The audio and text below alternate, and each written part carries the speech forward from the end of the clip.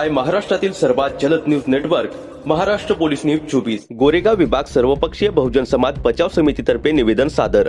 रायगड जिल्ह्यातील माणगाव लोणोरे येथील Omkar residency लॉजमध्ये 19 April 2026 रोजी एका 22 वर्षीय तरुणीची निर्गुण व अमानुषपणे हत्या करण्यात आली होती।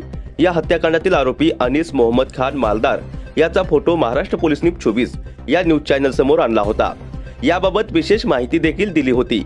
त्यामुळे रविवार दिनांक 26/4/2026 रोजी नवी मुंबई येथे पोलिसांनी सापळा रचून मुख्य आरोपी अनीस मोहम्मद खान मालदार याला बेड्या ठोकल्या।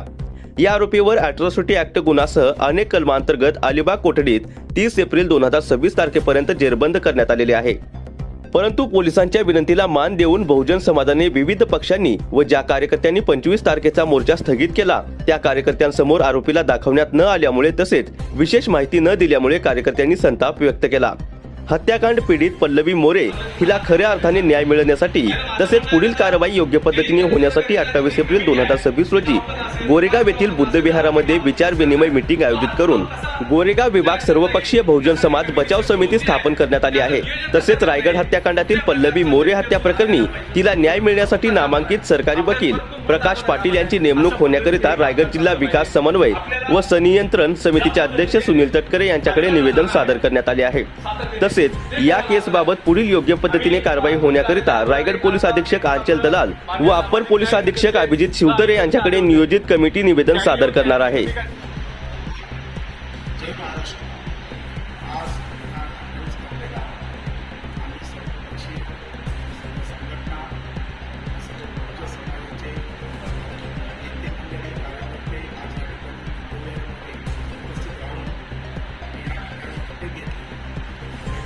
असा होता की जो आरोपी प्रशासनाने पकडलेला आहे पोलीस प्रशासनाने त्या आरोपीचं पुढं काय मागचाल करणार याची चौकशी कुठल्यापर्यंत आलेली आहे याची विचारविनिमय करण्यासाठी आम्ही या ठिकाणी पोहोचलो आहोत। तर मी पोलीस प्रशासनाला एकच विनंती करत आहोत, तुम्ही जो आरोपी पकडलेला आहे तो सदरचा आरोपी हा लोकांच्या मनामध्ये अजून संकल्पना आहे की तो आरोपी तोच आहे का इथे दुसरा कोणी आहे का।